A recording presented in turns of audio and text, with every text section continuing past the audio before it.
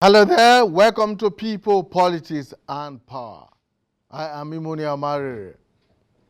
In a couple of days from now, the leadership of the Nigerian state will change hands. It will transit from the Buhari government to the incoming government of the declared winner of the February 25 election, Bola Ahmed Tinubu. When sworn in on May 29th, Tinubu will become the fifth elected president of Nigeria since the country's return to democratic rule in 1999. Now, students of politics and governance say the socio-economic and political development of any country depends largely on the ability of its leadership to harness its resources and facilitate, entrench, and sustain good governance.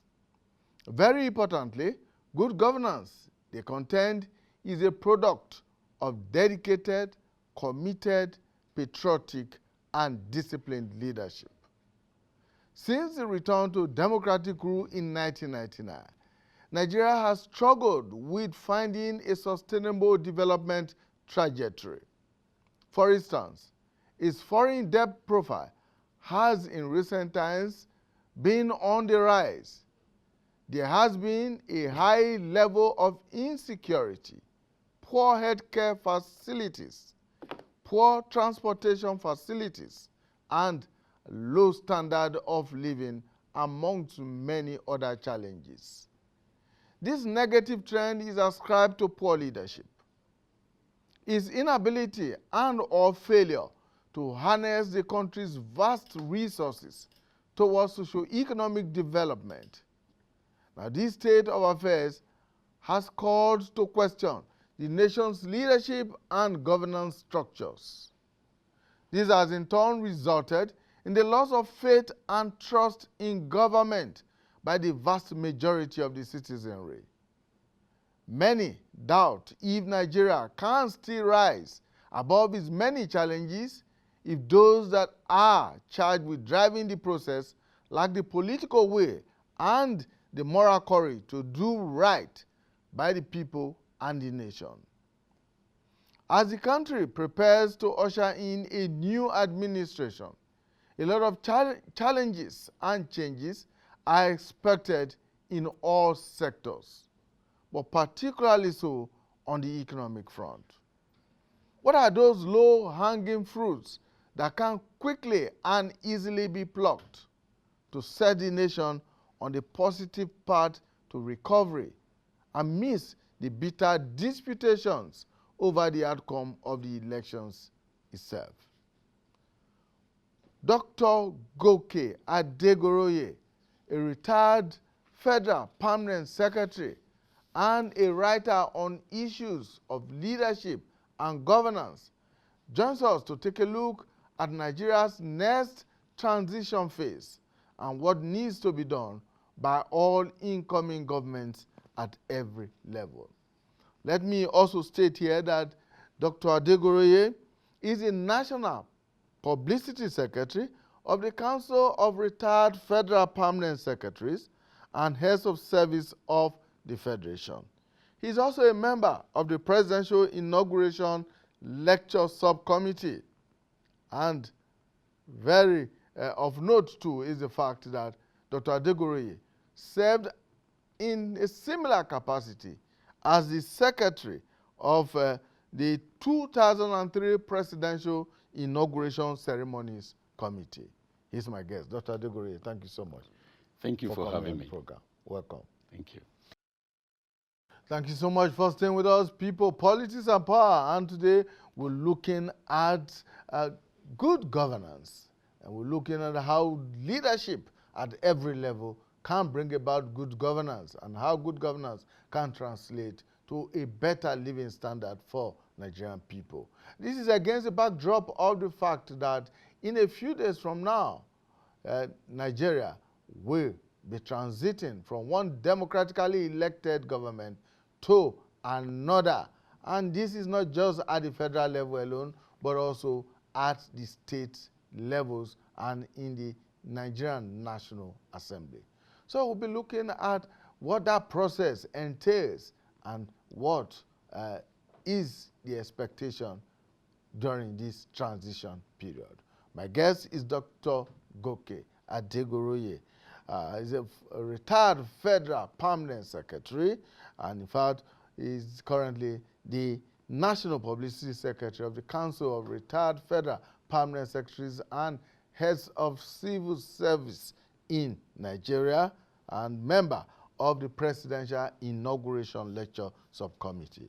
Thank you so much, Dr. Adegoroye, for finding time to join us on this discussion. It's my pleasure. Welcome. Thank you. Right. So let's begin with what to expect as Nigeria transits from one administration to another.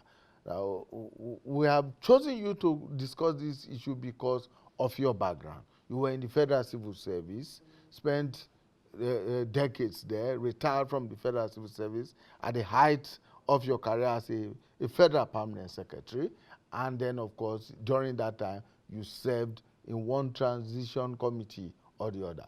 What should we be expecting at this point in time?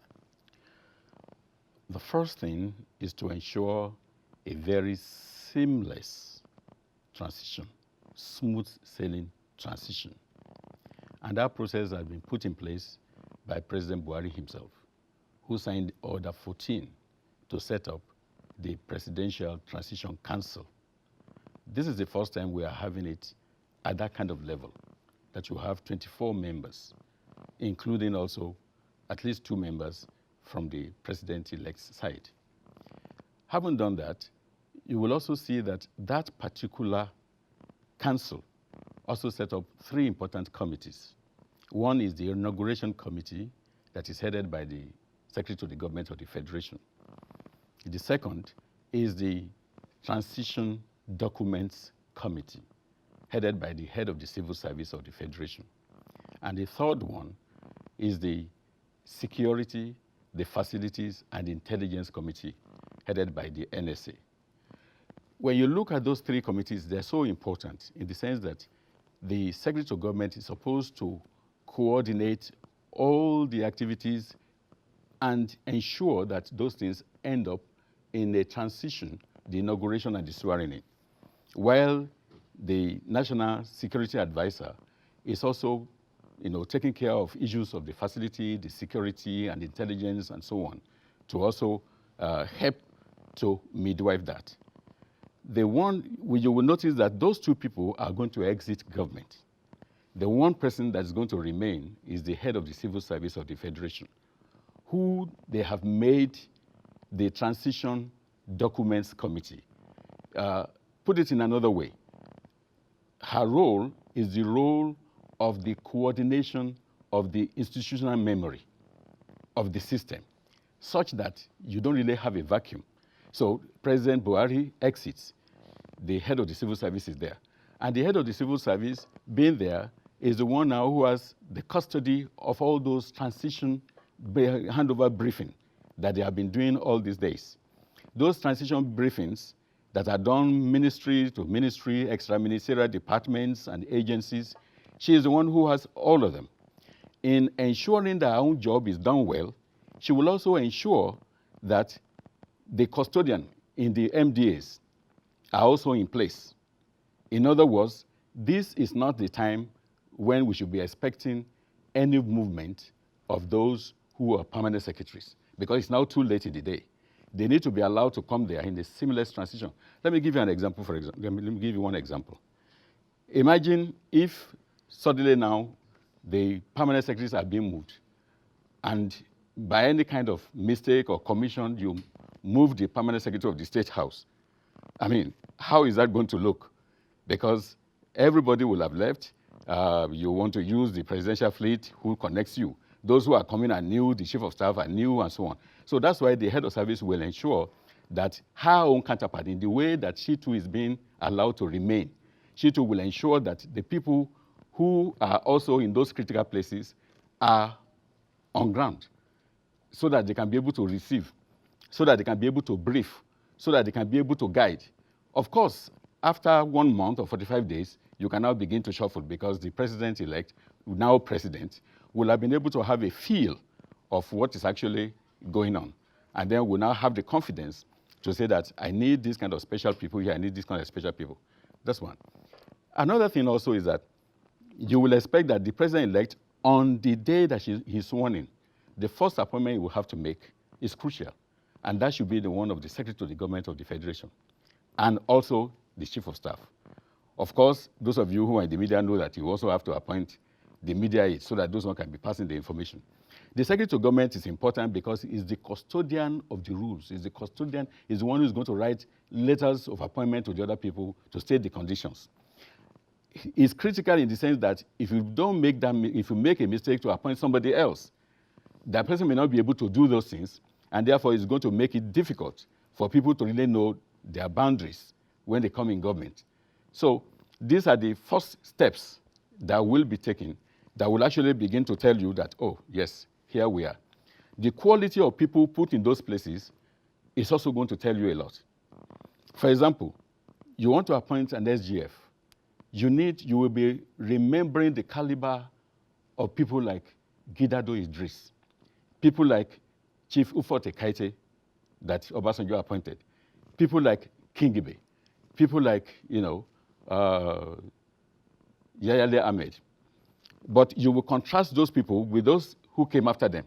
In my book, you will see how that thing has actually weakened, because the quality of those people, the strength, their integrity, and their own persona is what actually will begin to really tell you about government, about governance and the direction.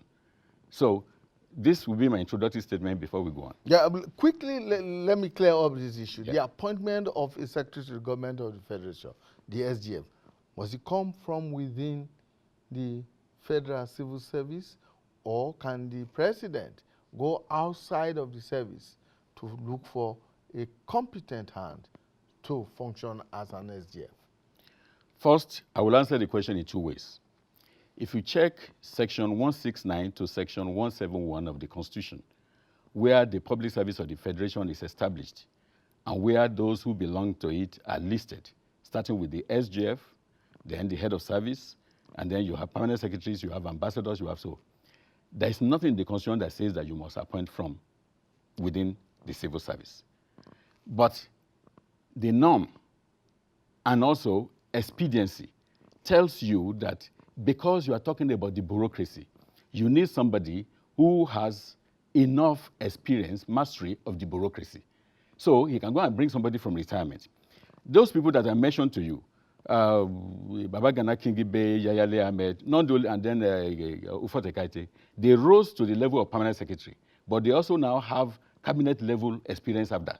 I mean, Kingibe, was minister. Even Yayale Ahmed was minister before he became secretary to government.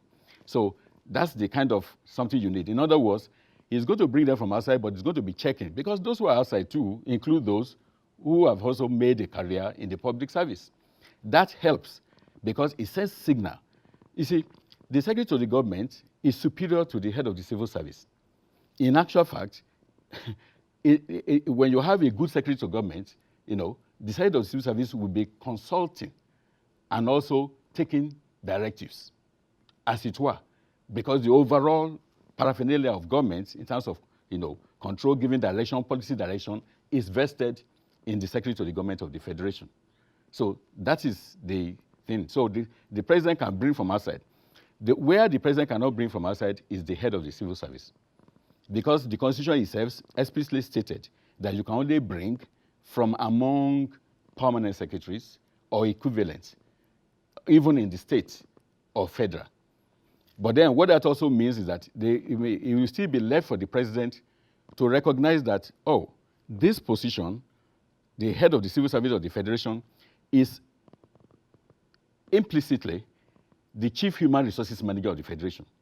So it must be somebody who knows about the rules, who has great administrative skills, human resources skills, and so on and so forth.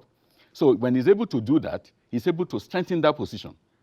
I mean, if you now decide to put people who are short in those kind of skills and are strong in other skills, like bring a scientist like me who has never been in administration, not me, I was director of administration, or you bring somebody else who is probably a procurement officer or an accountant. It may not be as strong as somebody who has already had managerial experience, administrative experience, human resources management experience, with using the rules and so on and so forth. So that also will come to play. Flowing from that, Dr. Adegoroye, in about 10 days from today, Yeah. in fact, by this time, on the 29th, we would have had the president and the new government sworn in, inaugurated, and taken over. Yeah. Now, before then, I assume that maybe going by the schedule that has been publicized by the inauguration committee, we're likely to have ministers disengage, the current minister disengage about 4 or 5 days before the inauguration, which means that permanent secretaries, civil servants will be holding the fort. So how critical are they to helping a new government stand on its feet? First, let me do a little bit of amendment. The ministers are not going to be disengaged 4 days to the time. Valedictory session is done. But remember also, the ministers are also part of these committee members. They will still be working until the last day. Indeed, during the inauguration, a lot of the ministers, some of them are even attached to certain high dignitaries coming from outside to be able to assist the president. As long as the president is functioning, remember, the president is still functioning until 11 a.m. until, the other person is sworn in, okay? So the ministers are there. It's just that they're not going back to the office to start now signing any kind of thing. That's that. But then, going back to your question, the way you want it, whether 4 days before, whether immediately after President-elect is sworn in, they will have to go. So permanent secretaries will now be in charge. That is actually the more reason why you do not want to shake the boat right now. Otherwise, you'll be like a mild booby trap, because those who are coming in, will not be there. But what we are hearing also is that President-elect Tinubu is going to, within a month, send his own list to the National Assembly. Of course, you know that the National Assembly will be inaugurated, almost about a week after the swearing in. And then, he will send his list, and then we're expecting that those lists will certainly be cleared at the very latest, very early July.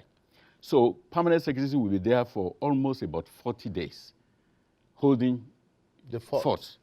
In their individual ministries. Yes, and ensuring that they don't go above their own approval limits. If anything at all, it's just to keep the state running without really getting into any kind of anything at all. Because you do know, when the new government comes in, he's going to also send in his radar to also examine the books and everything that is there. And no permanent secretary will want to get himself, caught in any mess at this kind of transition stage. So now let's look at the transition committee or the council that is currently working. Now, is it distracted in any way by the fact that there are disputes pending at the tribunals? Is the committee properly funded and constituted to carry out the responsibilities that is being given by the president? Let me assure you, the committee is properly funded. The committee is carrying its job without any kind of distraction, because as far as the committee is concerned anyway, the job they are given is the job they are given. They are not the judiciary. So the judiciary is the one who can be worried about that. And let me also remind you, for the members of the committee, because most of the committees are actually chaired by permanent secretaries, they were, they've been here before. I mean, we had during the time of Yaradua, things were going on in the court. It does not really stop you. Okay, so they continue doing their own job. But on the other hand, too, most of the people are actually, being very much aware of the situation of things. Even you that are asking me the question, you're asking, you know that in reality, there is no dispute as to who has won that election. Everything clear. I'm not here, I'm not a member of APC, but to me, I really do not see anything. You have a competition of, I don't know whether about 18 parties, and then, one particular person won clearly, had the spread, has whatever. So there's really nothing that is going to give anybody any doubt in trying to carry out their job. So they have the confidence, but at the same time, they are not taking for granted the fact that the case is before the courts.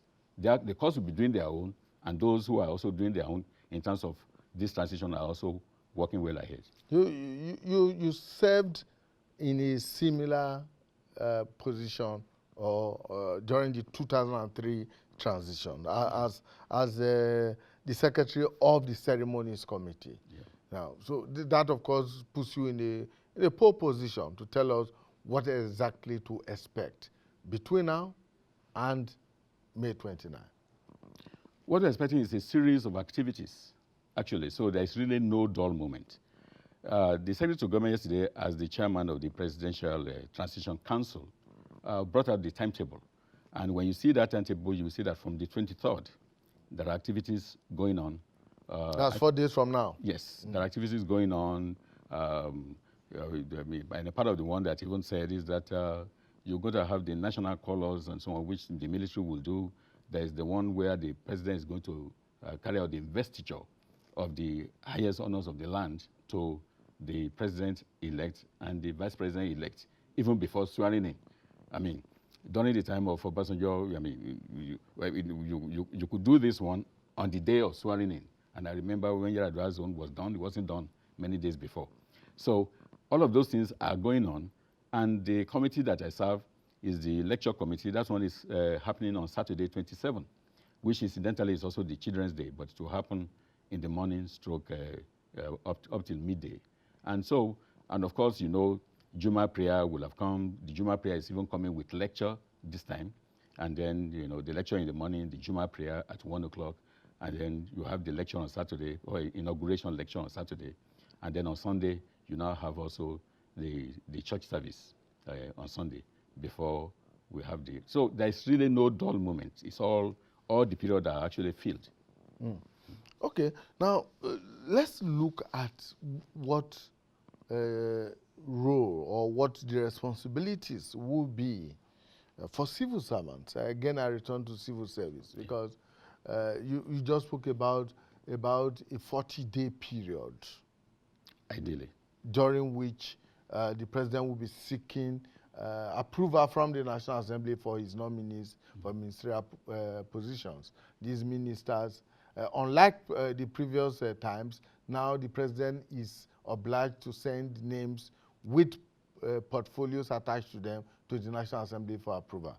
And but during that 40-day or about 40-day period, civil servants will be in charge, which means that there will be a vacuum in terms of ministerial responsibility. There will be a vacuum during that period, and the civil servants will be standing in the gap, as it were. What exactly are they expected to do during that period of the ministerial vacuum? The regular functions of the ministry will continue. Let me remind you, civil servants are high-ranking public officials. They know their onions. They actually the live wire and the brain box of the ministry. And even when the minister is there, it is the civil servant that manages both the resources and the talents of the ministry. So he's the accounting officer in terms of funds. He also accounts for the human resources. He's the one in charge. So it's not really new. The minister is more in terms of policy as the chief executive of the ministry. The only thing the permanent secretary will not do is they will not dabble into policy at that period in time. And then also they will ensure that any kind of requirements that go beyond their own approval limits, they will not enter into it. Unless, if it is something that is very, very, very critical, then they'll find a way to go and get approval from the president, from the sitting president as a cover. They do know this. So it's not really so much of a difficult situation. I was in a similar situation in FCT, and many of my other colleagues were also in similar situation in other kind of in their own ministries. So it's something that they're used to, and if anything at all, that is the time that an average civil servant of integrity will even be extra cautious, knowing that there's no political cover, and that therefore he's exposed.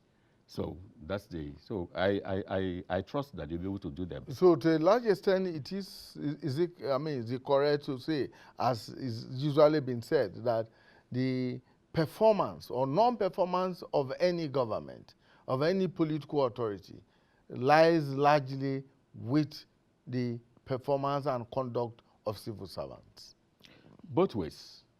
First, yes, the civil servant, as I put in my books, need to be, because they're actually the professionals. The minister, you can pick a minister who is selling something in the market and make him a minister.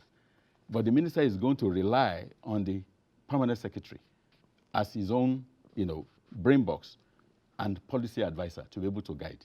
So the capacity of the permanent secretary is very important. The professionalism of the permanent secretary is important. The ethics are important, and so also are the personal integrity. Because the personal integrity is faulty, it will also impact on the institutional integrity. So, but that's that. But also remember that the challenge also is also from the political class. Because as soon as the political class, they are looking for certain things, because the impression that a political appointee has is really different from the reality. They probably think that you can come in there and you are entitled to so many things. So when the civil servant is now trying to tell the political appointee that this is not right, he thinks the civil servant is being difficult. And then friction now comes in. Whereas the civil servant is trying to just say, these are the rules. I mean, let me give you something, for example, something as simple. In my book too, you will see 16 channels, where there are abuses of the recurrent expenditure. You know that in the appointment letters by the Revenue Mobilization Act, the appointment letters of political office holder puts buying newspaper, even paying their PA as part of their salary. The PA of a political office holder, a minister, is included, the salary of that PA is included in the salary of the minister. So the minister may not know that, and then want to bring a PA from outside, and then now say you want them to pay. A good civil servant will tell you, will bring out the books and say, this is it. So that's why it's advisable for them to have PA from inside. The one you bring from outside is actually your responsibility. Also, as I said, newspaper is already factored into your, and you are not supposed to now use government money to buy a newspaper, okay? Of course, that does not stop a permanent secretary to say, okay, here is the visitors' room of the ministry. I'm going to put dailies and magazines there. That's different. But the one that's personal to the minister is already attached. So these are the things. So public servants or civil servants and permanent secretaries, they are trained to use the national codes, the public service rules, the financial regulations, and then they need to now have the tact in being able to get their principal to see that this is the way to do this thing. But when they make a mistake and they start now saying, oh, I can source for it, and you look for some underground way to do it, before you know it, the political appointee will get used to it. He will even now begin to demand beyond what you've already shown him. That's also why I said in that book that in the public space of corruption, okay, that the civil servant is the one who prepares the meal, who cook all the things of the corruption, like in the kitchen. And it's also the one who will clean it up to make sure that whoever comes will not even see the evidence. So that is why, for me, I try to be more overbearing on the civil servant, that you need to hold your own, integrity and ensure that you keep the political appointee in the right place. But on the other hand, how many people do have the courage to be able to do that?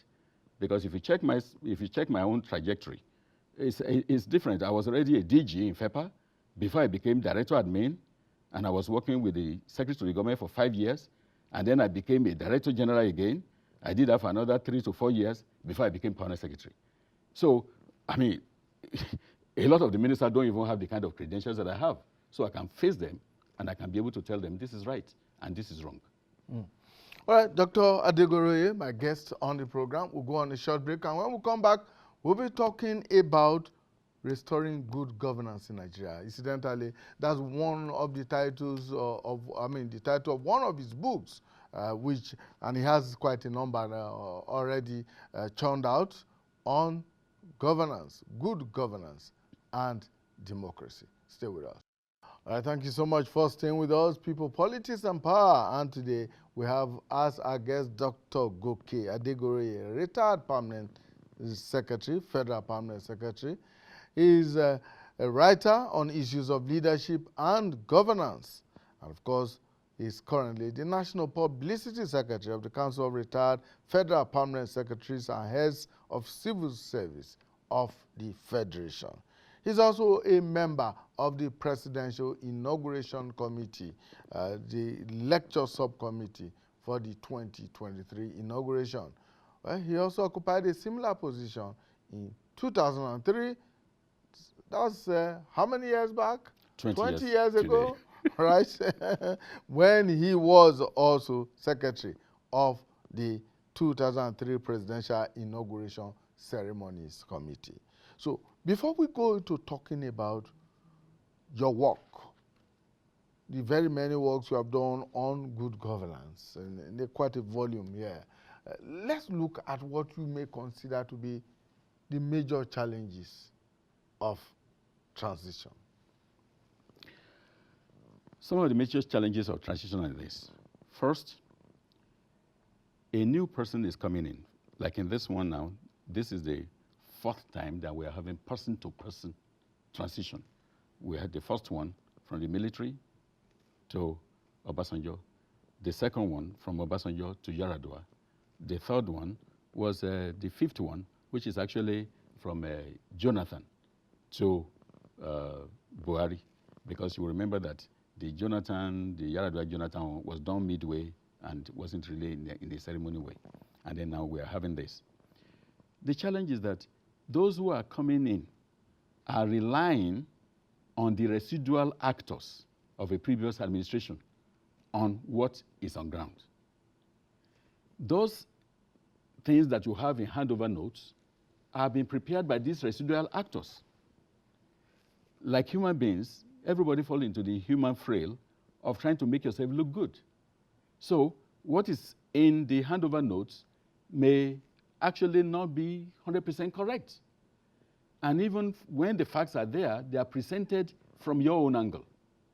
Remember, some of the things that created problem during the Yaradua. The story is, even to today, it's not been erased. The story was that Obasanjo spent 10 billion or 16 billion on electricity. That's far, far from the fact. The story was that the total budget for electricity was $3.8 billion, not 10 billion, not 16. The more that people try to correct it, the less. I remember the then SSA to the president, who remained, he had to write to say that that's not correct. Okay? But then it was still on like that. And then you see, till today, if you open the newspaper, the story is that Obasanjo spent so on electricity, $10 billion. I mean, remember there was the Elumelu committee that actually carried out the thing and also confirmed it was 3.8 billion, and they are not fully drawn it down. Another one interesting was 2016. Chief Asiodu, chairman of our board of trustees of the COFEPS, took us to go and see President Buhari.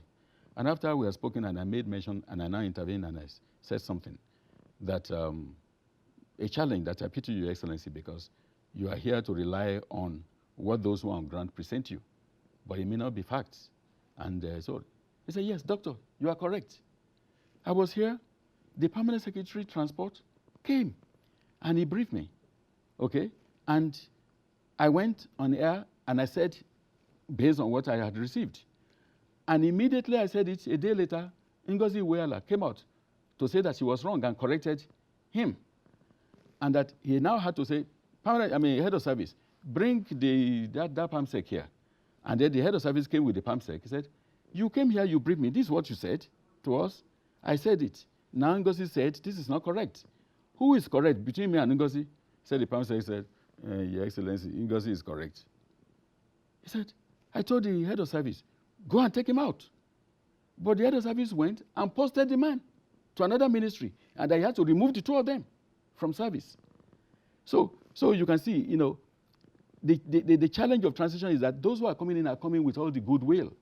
But that goodwill must be met with similar patriotic will on the basis of what you have on ground. But don't think you are covering yourself up, because somewhere later, it may only take longer, they'll be able to see some of those things. And this is why people like us will say that beyond what is there, one of the things that the president also will need to do after those initial 40 days is that he need now to go find a way to screen all those people that are on ground, to find out their capacity, their competence, to find out their personal integrity and corruptibility. President Buhari did it in 2015 using Adamu Waziri Fika, okay, the former head of service in 1986, to tell it, they did it. And that's how they were able to remove about 17 permanent secretaries. So he needs to be able to do that. And he now needs also, because if you're able to carry out that, you will not make the mistake of appointing somebody as head of service that you will have to remove again on account of corruption. You remember what happened, okay, to the poor lady. It wasn't what that lady did as head of service.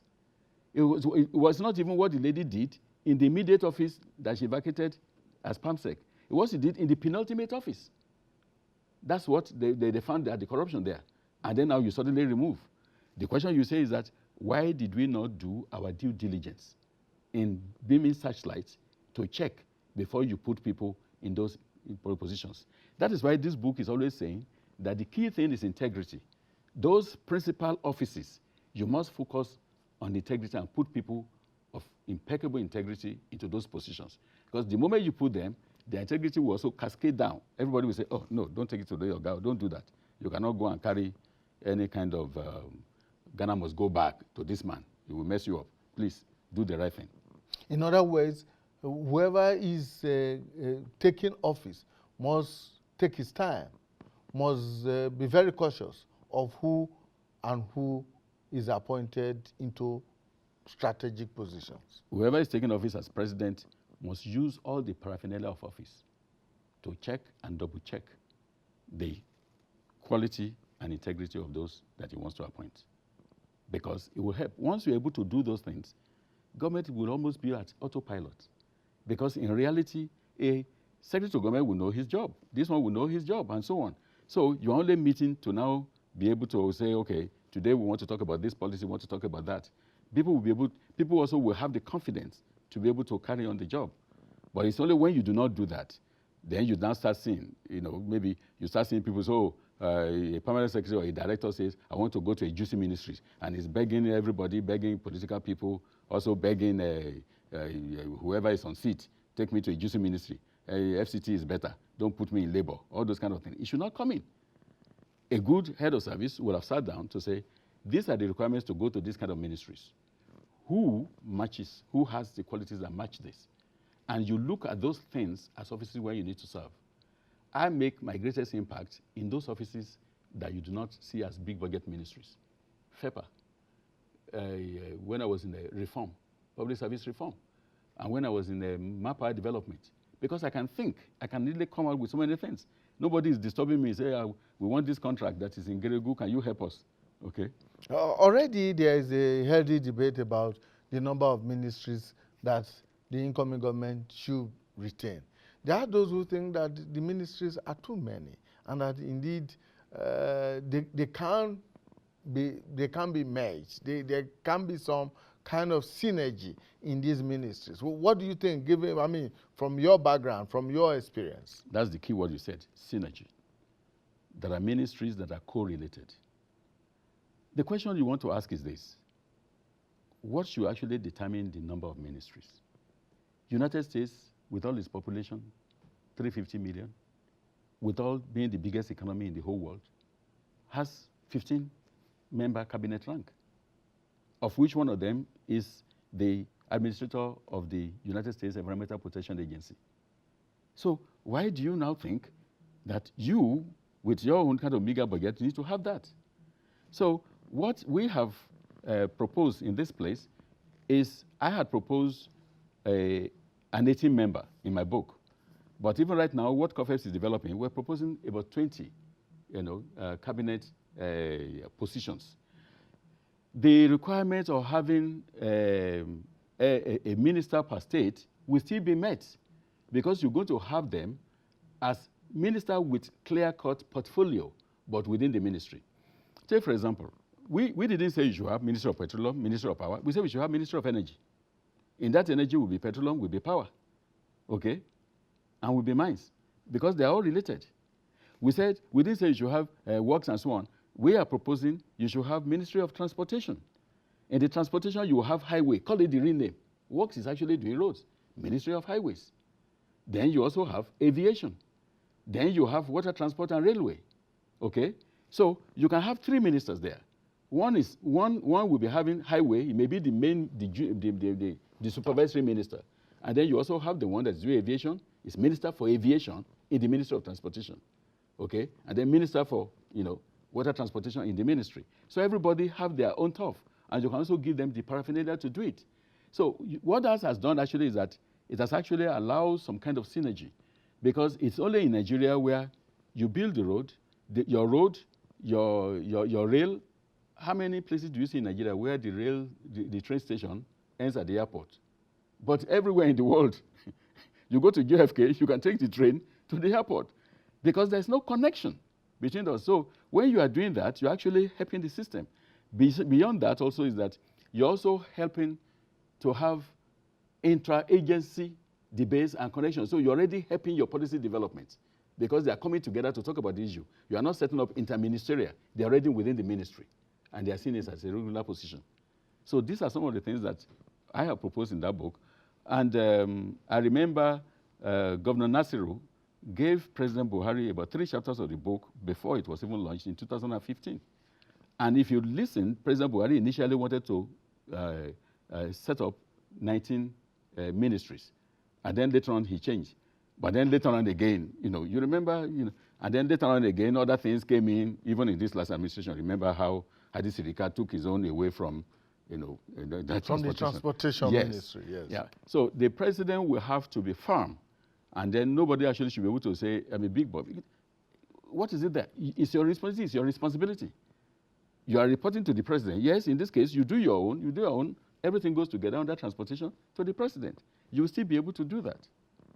Now, the challenge has always been the lack of political will, which you also address in your book, Restoring Good Governance in Nigeria, the volume 2, where you talked about leadership and political will.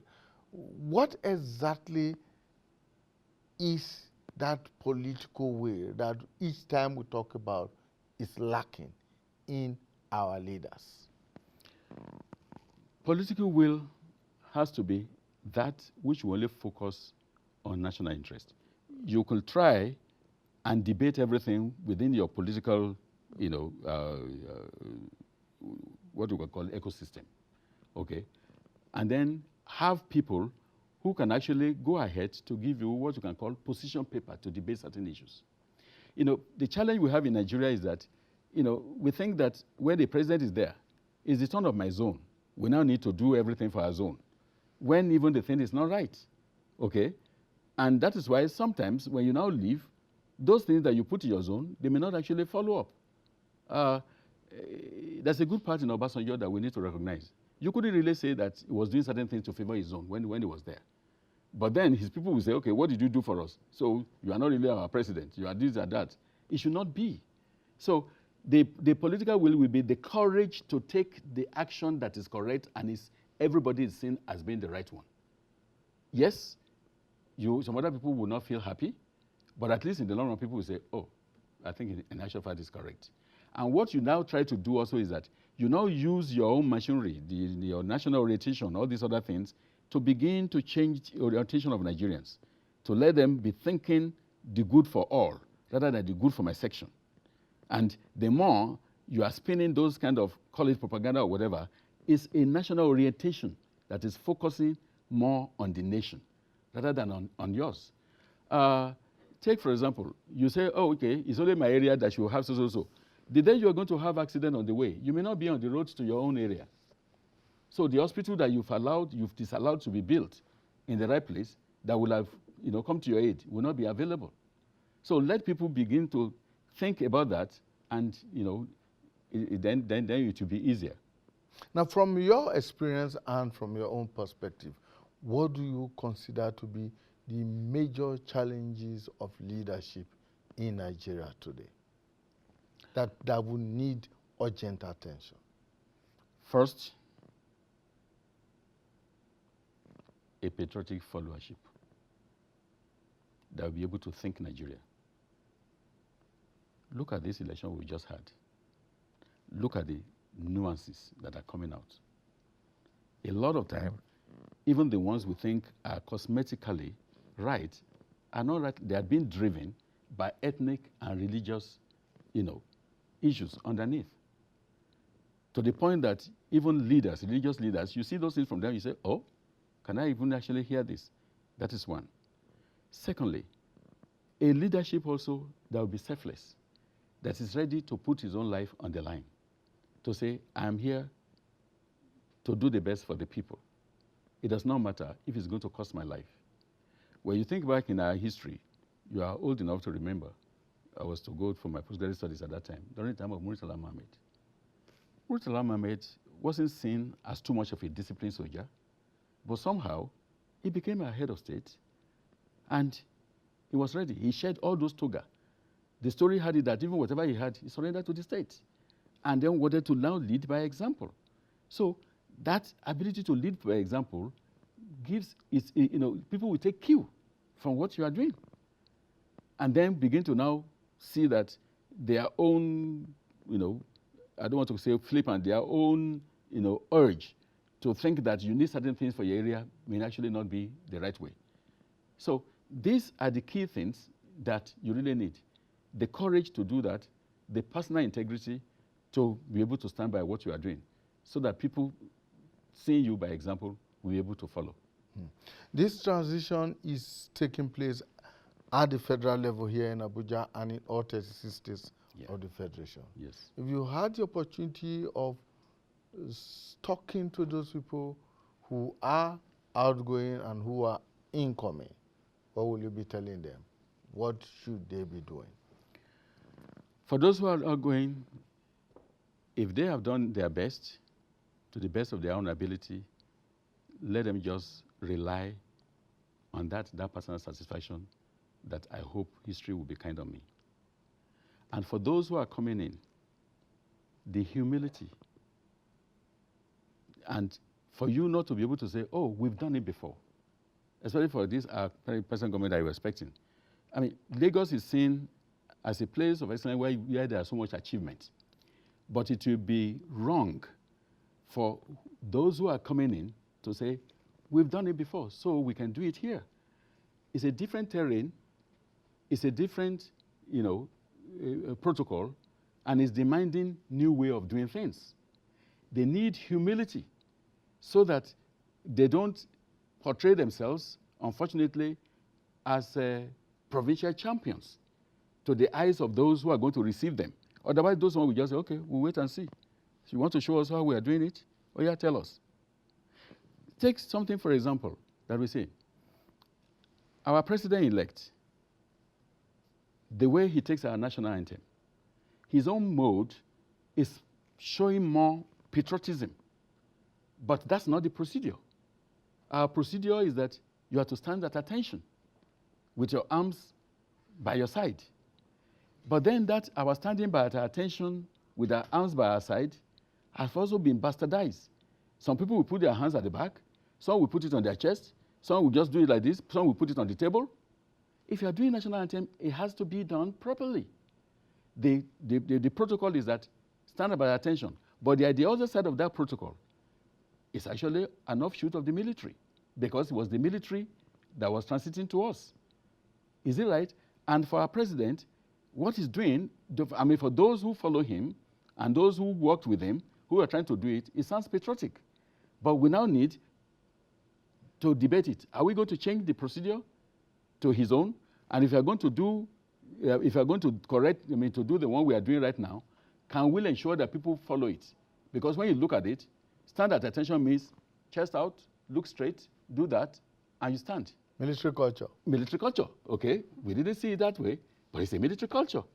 But then, I don't want to say poor man, our president now will be under some kind of thing to abide by that system now. In other words, all of us have to undergo some form of reorientation to and come up with that which actually invokes patriotism when we're taking the national anthem. Our current way is two laps.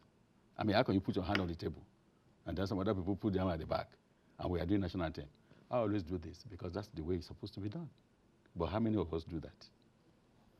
It's symbolic. Exactly. Right. That's where it starts. Great.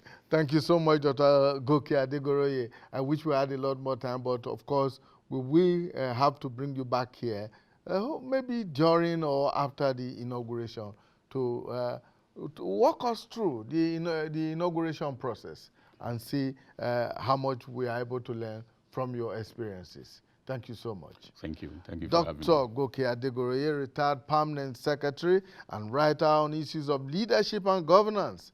He is also the National Publicity Secretary, Council of Retired Federal Permanent Secretaries and Heads of Civil Service of the Federation. He's a member of the Presidential Inauguration Lecture Subcommittee. Thank you so much for your time. Thank you for having me. All right. That's our program for today. Please join us again when we bring you a fresh edition of the program, People, Politics, and Power. Bye for now.